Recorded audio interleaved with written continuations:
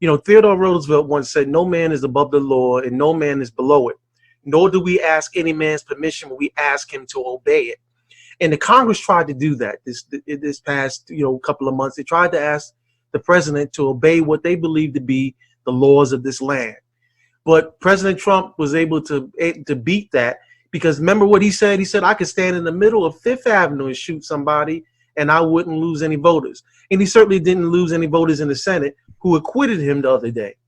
So now President Trump, he had his White House meeting, and I like to call that meeting the spolia opium, which is the Roman philosophy that do the victors go to spoil, the Roman philosophy that in single combat I get to strip your arm and your stuff off of you. And he kind of did that yesterday, or did that when he had his press conference at the White House. So I wanted to get your take on where are we at right now in this particular political discourse with this president and with this Congress, especially between the amity between the political leadership of the Democratic Party and this particular president, and where does this leave America right now in your particular view? Well, let's say that this episode of Black Man Screaming is called White OJ. That's what we're going to call this episode, White OJ, because that's and the orange juice, and the orange is a pun intended, because that's what we have here. The effect. Just flip the script in terms of the racial audience, the black audience and white audience in the OJ not guilty or acquittal verdict in the charges against him in 1994 in June.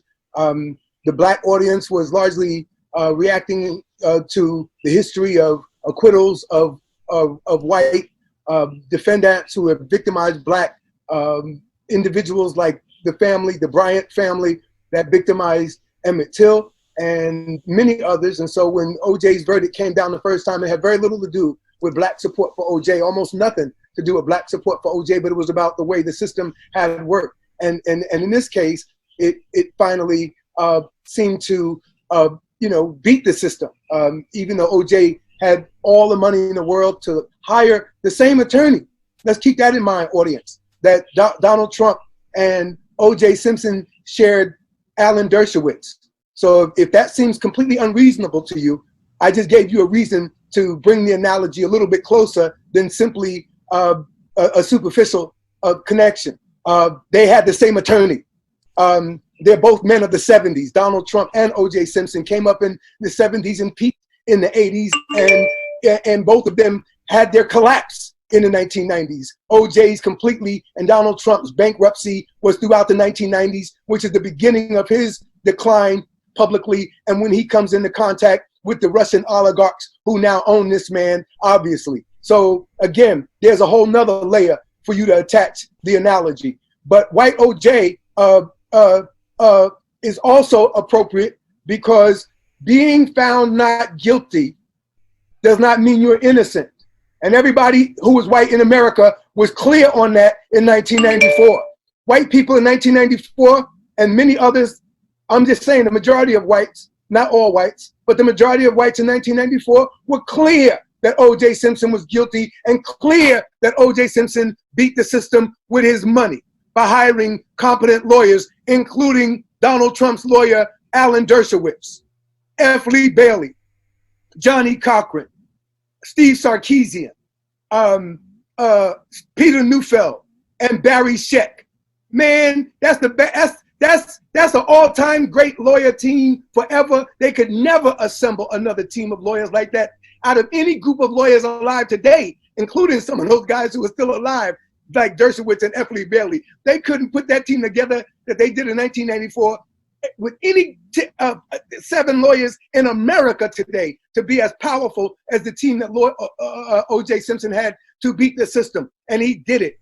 And Donald Trump hired competent lawyers to legitimize and parse and legalize and theorize and confuse and literally misstate the facts of the charges, the cases, the issues in ways that should cause them all bar review problems. to the point where, you know, Donald Trump also is not innocent. Being found not guilty does not mean you're innocent. And I think people need to understand the way the Senate works. It works in part as a jury, but it more importantly works as a full court. It is a court with 100 judges. So if he was found not guilty by 52 judges in one case and 53 judges on the second charge, be clear, and this is a fact, just because the majority did not win in the deliberation on acquittal does not mean he was not found guilty by 47 judges. Donald Trump was found guilty by 47 judges on one charge and found guilty by 48 judges on a second charge in the impeachment. That he was not removed simply means that more judges found him not guilty than judges who found him guilty. So he still was found guilty. He was just found not guilty by more judges. But there were judges who found him guilty. So he's guilty. He's not guilty. This is even more different than a regular deliberation in a regular civil or criminal trial where you're guilty or not guilty. In this case, Donald Trump was not simply the result of a voir dire jury deliberation and determination or a judge's bench ruling. This was effectively the president being judged by 47 judges who looked at all of the evidence and they said he's guilty. Now, let's pretend the other judges, the majority judges, aren't there. Would Donald Trump be guilty by 47 judges and 48 judges? Let's assume the majority of judges that supported him or the defense case. Would a man who received 47 guilty verdicts from 47 judges be considered guilty? Would a man who received 48 guilty verdicts from 48 judges, not citizen jurors, but 48 judges, be considered a guilty man? Therefore, Donald Trump has been found guilty by 47 judges and 48 judges in respective charges, not guilty by more judges in both charges. But that does not mean he has not been found guilty. It means based on the rules of majority rule, he was not acquitted. He was acquitted and of the charges and therefore not removed. But he was still charged, tried in the House hearing, indicted, and the only thing that wasn't done was he was not removed. He was found guilty by 47 judges. He was not removed because 52 and 53 respectively said not guilty. But that doesn't mean that their not guilty verdict nullifies the guilty verdict of their peers. It's just that more said not guilty. But that doesn't mean that the 47 that said he's guilty were wrong or their ruling is inferior to the majority. It simply means there were more people in the room who said not guilty. So and even then, let's be real. Mm-hmm. This man has never been under any kind of oath. He's lied 17,000 times. Only the devil himself would lie that much. That's Satan himself in the Bible, the father of lies. And the deep thing to me is how the white Christians and the black sellout Christians of America are all on the devil's side when the devil finally show up. When the devil finally show up in American history, whose side do the Christians jump on? This is deep to me because it exposes that white Christianity in America was never about Jesus. It was never about salvation. They support conditions that send black people to hell every day for eternity, according to their teachings in the ghettos of America. And their politics stand in exact opposite to the conditions that send black people to hell every day if you believe their nonsense. So white Christianity in America has never been theological. It's always been racial religion. And it's been exposed by the Trump era in the same way that Hitler exposed the racism of the German church and the anti-Semitism of the German church that you can't blame on Hitler. It was already there. All he did was joined it.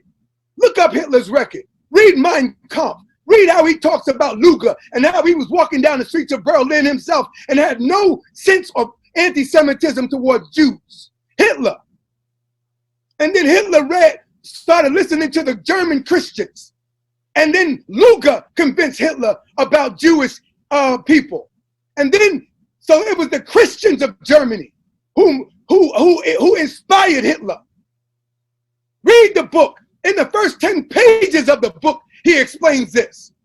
You ain't got to be no expert. Just go on Amazon and look for Luger's name in the search section. And it'll come up to you and you can read the pages where Hitler talks about how the German Christians inspired him.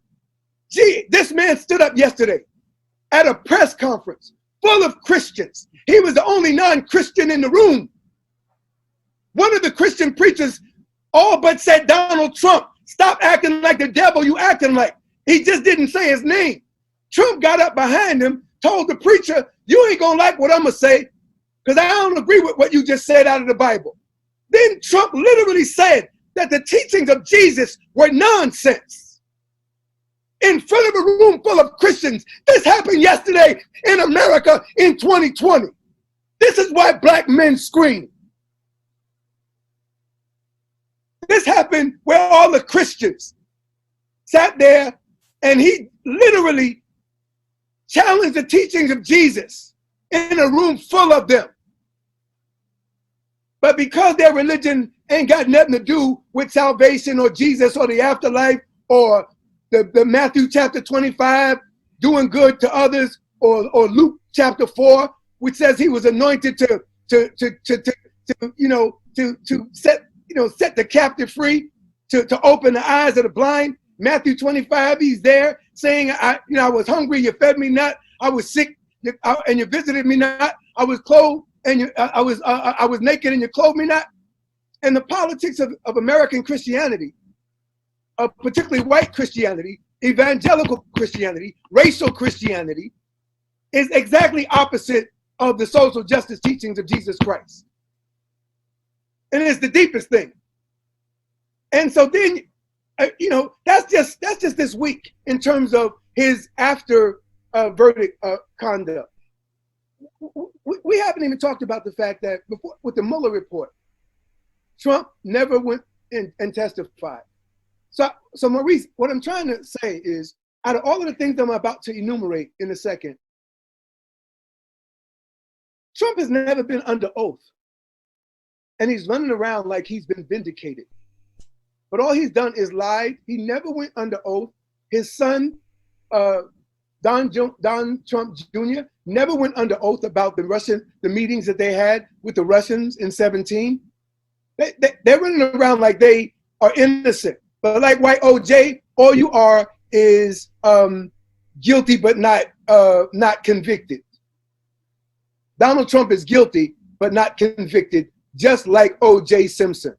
So let me ask a question, James, about today, real quick. Today, black people are the white people, and the white people are the black people. In other words, in '94, black folk were kind of relieved that O.J. got off, even though they know he was guilty, or probably guilty, because Ice-T came out and said bloody knife, bloody glove, bloody shoes, Bruno Magli shoes, O.J. did it. Many black folk knew O.J. probably had something to do with this thing, but they knew that Mark Furman was a racist devil also, and other things were problematic about the case. Now, and of course, media showed Howard University students reacting, which I said was black people reacting to the history of white people getting off with murder, and they show white people upset about the O.J. Simpson verdict. the day after. Everybody, the media sold this narrative, although I don't think it was accurate.